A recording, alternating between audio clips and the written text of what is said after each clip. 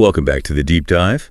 Today we are undertaking a really high detail mission into a role that is absolutely central to the financial health of pretty much every business, large or small, the credit controller. It's a job that, sounds strictly administrative, maybe a bit dry, but our sources, drawn from a deep professional interview guide, they reveal it's anything but. Yeah, it's really the ultimate tightrope walk in finance, isn't it? For the listener, what you realize very quickly is that this job is far more than just processing payments. It's a high-stakes mix of, almost forensic accounting, aggressive risk assessment, and some pretty sophisticated diplomacy. That's a perfect way to frame it. So our mission today is to rapidly extract the necessary knowledge. We're going to pull out the core technical duties, the specific requirements employers were really looking for, and maybe most crucially, those delicate communication strategies you need to manage cash flow while keeping client relationships intact. Exactly. We're looking beyond just the job description to the specific skills that define a top performer. A successful credit controller is like the financial engine room, strategically making sure cash flow is robust without, alienating the very customers who fuel it. Okay, let's dive right into the core requirements then. We're starting with what we've called the analytical backbone. This is the financial what of the job, really focusing on the data, the accuracy, and that rigorous risk mitigation piece. Right. So the foundational task is, of course, accounts receivable, or AR, management. And this requires relentless vigilance. Constantly monitoring outstanding invoices and, importantly, instituting proactive follow-up procedures before an invoice even becomes truly overdue. It's really about prevention. And that vigilance, it requires serious technical expertise, doesn't it? The sources clearly emphasize proficiency in industry-standard accounting software. You see names like Sage, QuickBooks, SAP popping up all the time. Definitely. But it's not just familiarity with let's call it the old guard. A key insight we found was this need to adapt rapidly, especially to integrating new cloud-based tools, things like Xero. So being tech nimble is a massive differentiator. You can't just rest on knowing one system anymore. Right. And that leads directly into the higher level stuff like financial reporting and analysis. This is where, as you said, the job leaks from just recording history to actually shaping the future. The role demands preparing detailed financial reports, not just summarizing past debts, but using that data to accurately forecast future cash flow.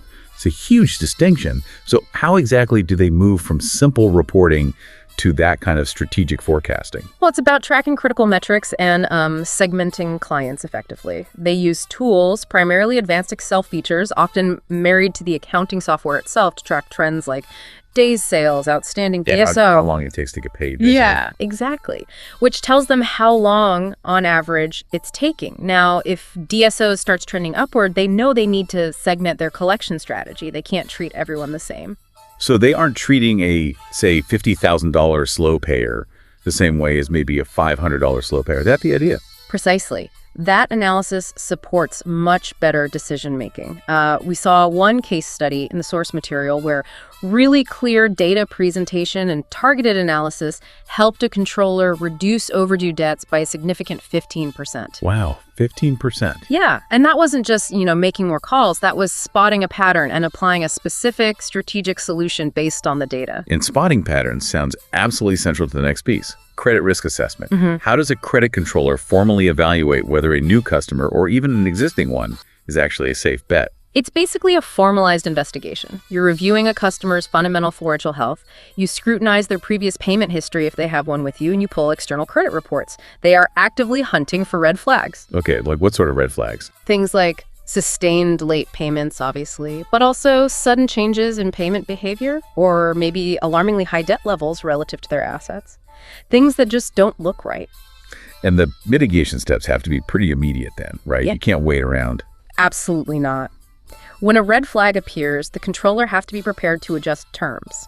That might mean setting stricter credit limits for riskier clients, or, in more sensitive cases, maybe requesting guarantees or deposits up front before doing more business. It's about building a kind of financial firewall based purely on evidence. It really sounds like precision is just non-negotiable in all of this. Yeah. What steps do they typically take to ensure everything is, mathematically perfect? Oh, precision is the bedrock.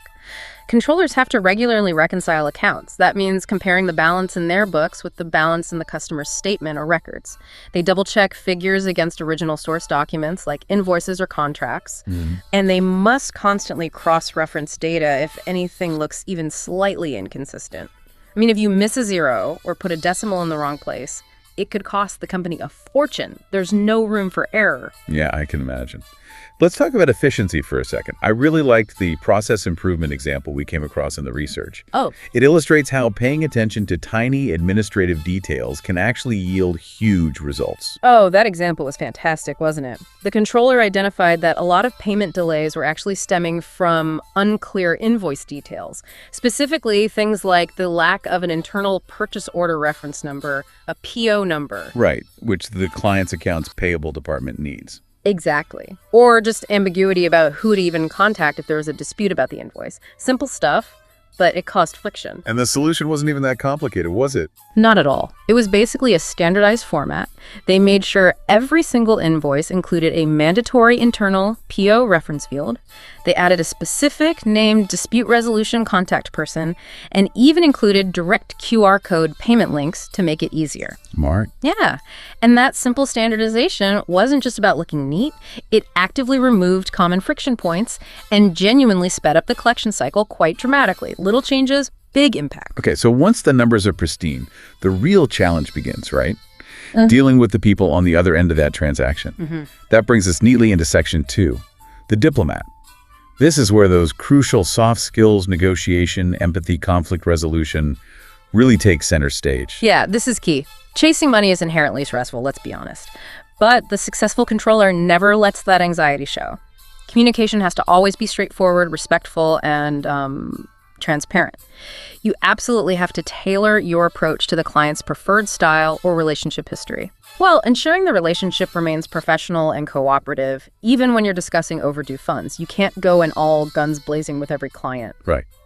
But you mentioned empathy without sacrificing recovery. That sounds like walking a very fine legal and relational tightrope. Are there specific approaches the sources recommend for when a client just says, look, I simply cannot pay right now? Yeah, the sources really stress this. The controller must immediately drop any judgmental tone. The priority is to genuinely try and understand the customer's cash flow situation.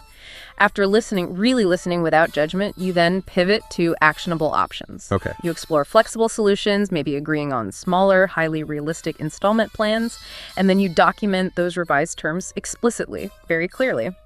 The goal is always a realistic plan that maintains the customer's dignity, if possible, and crucially, preserves the likelihood of future business. You don't want to win the battle, but lose the war. That level of emotional intelligence sounds incredibly demanding. So how do you handle a genuinely difficult client? Someone who's maybe angry, perhaps over a perceived error on the invoice. Okay, first rule, you listen carefully, let them air their grievance fully, without interruption. Then, calmly, you clarify the original terms or the contractual details, always backing it up with data or documentation. The goal isn't necessarily to win the argument, Right. but to find common ground. Maybe that means offering a partial credit note if their dispute actually has some merit. And then you work out a revised payment plan immediately. It's about resolution, not confrontation. And flipping that, what if the credit controller is the one who has to deliver difficult news? Say, informing a long-standing client that their requested credit line has been reduced because of maybe new compliance checks. You absolutely must maintain calm, complete composure. You clearly explain the reasons for the decision, avoiding corporate jargon, and maintain complete transparency about the company's internal policies or the external factors driving it. So it's about the why. Exactly. You're demonstrating professionalism and accountability. That helps preserve the long-term relationship, even if the short-term news is negative. And that diplomacy, it extends internally too, right? The sources noted a really frequent challenge is dealing with communication stalls, particularly between, say, the sales team and the finance department. Sales wants to make the deal. And finance needs to make sure the company gets paid for it. Yeah, that internal friction can be absolutely devastating to cash flow if it's not managed. So what's the fix? Well, the best solution isn't just saying, oh, we need clear dialogue. It's more about proactive identification and structured coordination. We saw that top performers often institute something like a mandatory, maybe weekly, quick 15-minute soft risk review meeting. Interesting. Yeah, where sales proactively flags potential payment issues or unusual terms before the invoice is even generated. This lets finance maybe adjust terms up front or verify certain details, completely eliminating that breakdown later on. That really positions the controller as a true internal mediator then. It does. And similarly, when you're resolving a maybe larger dispute between the finance department itself and a client, what's the defined process there? It tends to be a 3-step process based on what we saw. First, identify the exact root cause of the disagreement. Don't just treat the symptom. Second, actively listen to both the client's claim and the finance team's perspective to find some common operational ground. Understand both sides. And third, propose a resolution that's supported by clear data or documented agreements. The aim is to ensure everyone leaves with a clear understanding and, crucially, that the business relationship remains functional. Makes sense. So, Finally, in this section, managing the internal stakeholders, the executives, the managers who need to know where the cash is. How do controllers ensure proactive transparency without just drowning the C-suite in spreadsheets? they tailor their communication. It has to be relevant. This often means providing concise, regular updates, maybe a weekly summary email with just 3 key metrics for managers, and maybe utilizing collaborative tools like shared dashboards that can provide real-time information access to account statuses for those who need it. It's all about delivering relevant data efficiently, not just more data. Got it. Okay. Moving into our final section now, let's look at the mindset and the sort of strategic preparation required for sustained success in this role. Because this job is inherently stressful, you're managing large sums of money under constant deadlines. How do the top performers actually handle that pressure? Yeah, the strategies are often less about just grit and more about organization, actually. They prioritize ruthlessly, often using something like an urgency versus impact matrix to decide what gets done first on their daily to-do list. Okay. They break overwhelming tasks down into smaller, manageable steps. And really importantly, they consciously build in short, planned breaks during the day to maintain mental clarity and, frankly, prevent burnout. It's highly structured self-management. So you really have to demonstrate strong organizational planning to handle that typical workload, which could be managing the AR, resolving critical client issues that pop up, and preparing complex financial reports, all potentially happening simultaneously. Absolutely. The key skill isn't just doing the work. It's designing a system for yourself that ensures nothing, especially those high-value, high-risk items, slips through the cracks. It's about managing the workflow, not just the tasks. Right. Now, for anyone listening who might be thinking about entering this field, the sources offered some crucial interview preparation tips, and these seem to separate a good candidate from a potentially great one. It goes way beyond just rehearsing technical skills. Oh, that preparation is vital. You really need to research the specific company's financial health and stability, look at broader industry reports, macroeconomic trends using reliable sources, like the Financial Times or BBC News for context, and truly understand their competitors' market positioning.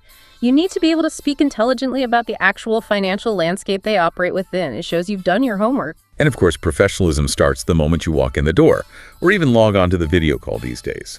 The sources were quite specific about professional presentation requirements. Usually a dark-colored suit, light shirt, polished shoes, minimal jewelry. And a crucial detail, often overlooked, avoiding strong perfumes or colognes. It sounds minor, but this role demands precision and clarity right down from your appearance to your technical answers. It's about projecting that carefulness. Which brings us perfectly to the moment where employers really assess creativity and problem solving. Yeah. The curveball questions. Ah, yes, the curveballs. These are designed, it seems, to see if you can connect creative thinking back to the core financial logic of the job itself. Exactly. They want to see how your mind works under pressure, but also if you can relate abstract ideas back to the role. So here's where it gets really interesting. Let's take an example from the sources. If you were asked in an interview, if you were a superhero, what would your superpower be? What's the successful kind of answer, and why does it work? Okay, the successful candidate knows the power has to solve a core problem of the job they're interviewing for. So for a credit controller, it's not like invisibility or super strength. The winning answer is something like the ability to predict financial trends accurately. Because that superpower directly helps you anticipate and mitigate credit risks before they become actual liabilities on the balance sheet. It cleverly aligns an imaginative answer with a tangible, high-value business outcome. It shows you understand the point of the job. That makes perfect sense. And let's dissect the other example we saw, the fictional universe one, choosing, say, Avatar, the last airbender, because it emphasizes balance and harmony. That seems quite philosophical, almost abstract. How does that translate into practical credit control? Well, it's actually a brilliant answer because it shows strategic thinking layered onto the philosophy. The controller must balance risk against opportunity constantly. It means understanding that, for instance, aggressively pursuing immediate collection on a very minor old invoice from a huge multi-million-dollar client might technically improve your AR numbers slightly this month. But the relational damage you might cause, or the risk of losing massive future business from them, is actually a far greater potential financial exposure down the line. So the balance they're talking about seeking is maximizing cash flow while simultaneously optimizing long-term client value. It's strategic. But that insight really elevates the role, doesn't it? From just technical administration to being a genuine strategic partner within the business. Exactly. That's the key takeaway. The successful credit controller requires that technical precision, proficiency in specialized software like Sage or SAP, accurate risk assessment, solid data analysis, but it has to be combined with those advanced people skills. Empathetic negotiation, proactive internal coordination, and maintaining professional relationships, even during periods of conflict. It's both sides of the coin. So we look today at how credit controllers evaluate a customer's credit worthiness. They use metrics like payment history, financial stability checks, direct communication, all to assess risk and forecast the future health of the company's cash flow. So what does this all mean for you, the listener? If a company's financial success really hinges on its ability to forecast and mitigate risk based on the available data, then the question becomes, what personal data or metrics are you maybe ignoring that could predict future financial stability or risk in your own life, or perhaps your career trajectory? Yeah, what are your own internal credit reports telling you of your habits, your network, your skill gaps that perhaps you aren't digging into or strategically mitigating? Something for you to mull over until our next deep